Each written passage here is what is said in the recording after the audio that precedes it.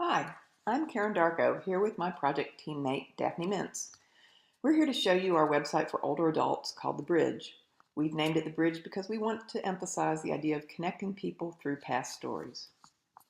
Our goals for this website were to encourage connectedness and reduce isolation of older adults, to enrich the lives of older adults by enhancing their social well-being, and to give isolated older adults something to look forward to in their daily routine. To do this, in Phase 1, the Bridge will post 2 stories from history each day, and users will indicate their relationship to the story. Were they there? Do they remember the story? Or do they not remember the story? From our research on designing websites for older adults aged 65 to 85, we created some personas to help us design our site.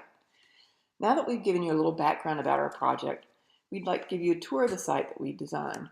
We'll begin the tour by explaining our initial project scope. Then we'll show how the project evolved through peer review, feedback, and will evolve from user testing results.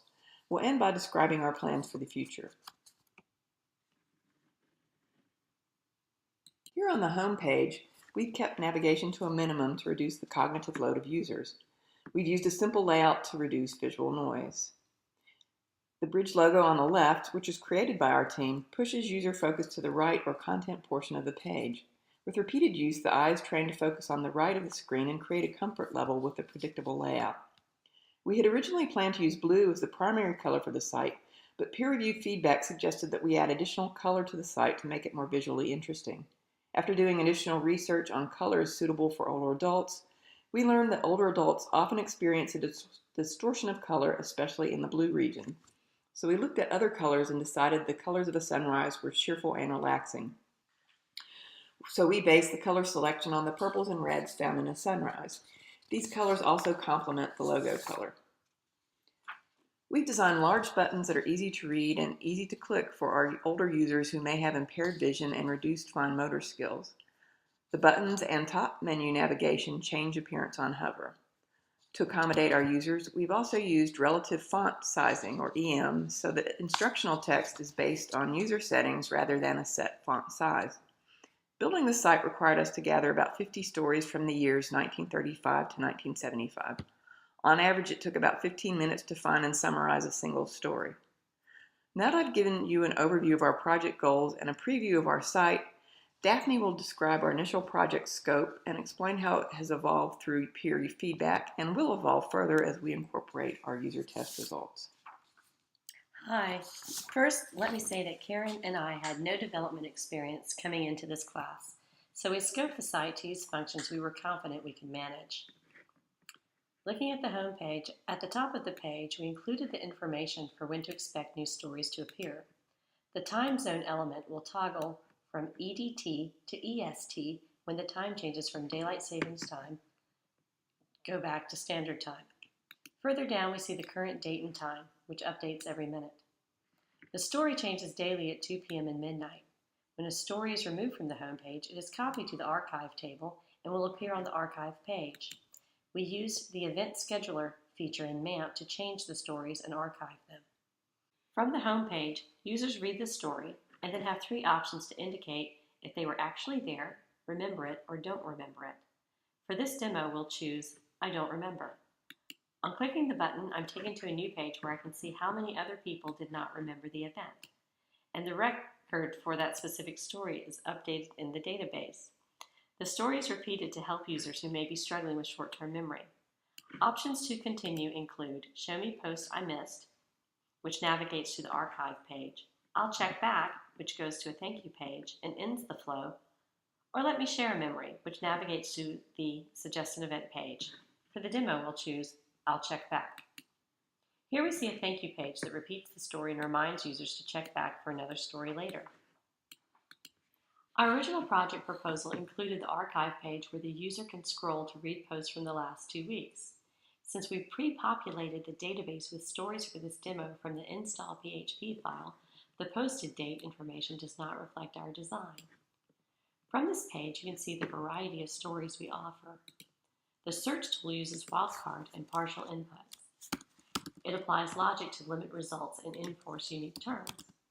A no match found message is also implemented.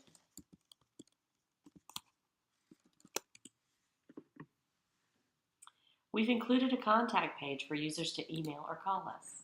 The page has a link to open email and pre-populate the address fields. Initially, we wanted a way for users to be able to share audio recordings of stories, but we knew we would not achieve that level of coding expertise in the given time frame.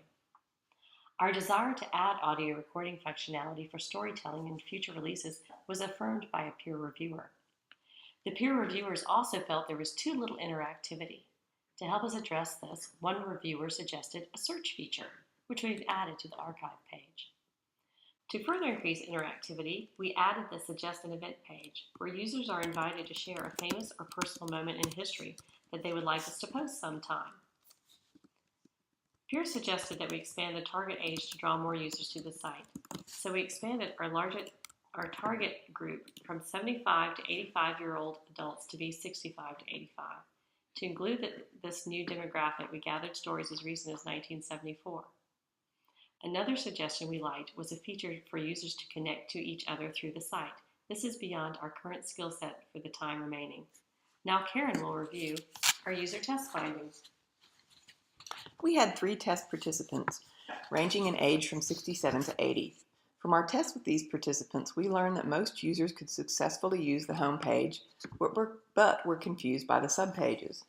The subpages are currently too visually similar to the home page for users to realize an action has taken place when they click a button from the home page. When the subpage appears, user focus remains in the lower portion of the page where the buttons are. As a result, no one saw the statement at the top of the page giving the survey count for their selection. All of the test participants were confused by the placeholder test suggestion in the Suggest an Event form. They managed to complete the field successfully, but were not certain how to treat a form with suggested text. The date format was also confusing, but users did complete the form correctly. More telling was the fact that none of the participants noticed the thank you message that appears briefly after submitting the form. Because they did not notice this, participants were not certain that their data had been accepted. Regarding the site's design, in our post-test interview, we asked users to choose between 2 design schemes, one for the bridge and one we call Town Square. Users acknowledged that the Town Square motif fit the site objective better, but all preferred the bridge motif for the color and design. They found it very appealing. One user suggested that we could change motifs when stories update. An important concept to grasp regarding older adults is the sad fact that we lose skills as we age. Although it may be comforting to believe that someone who is proficient in navigating websites today will continue to be proficient as they age, this is not the case. Our design attempts to keep the internet relevant to an aging population. Ideally, for older adults, a site that provides a single mechanism to perform a task is preferable. Multiple menus and navigational tools that younger users perceive as helpful and added value actually confuse and frustrate older users. We observed this with our oldest participant, an 80-year-old woman who currently attends college and uses a computer daily. She was confused by the top navigation. She preferred to navigate using the buttons which were in her center of focus. For future releases, our plans include the following enhancements. We'd like to add user comments, the ability for users to upload audio recordings and upload photos, the ability to vote on favorite stories, and to provide featured stories from people who've actually made history. Thank you so much for watching our video. We really enjoyed creating the site. I hope you enjoyed the tour. And we appreciate all the helpful feedback, and good luck to our peers on their own projects.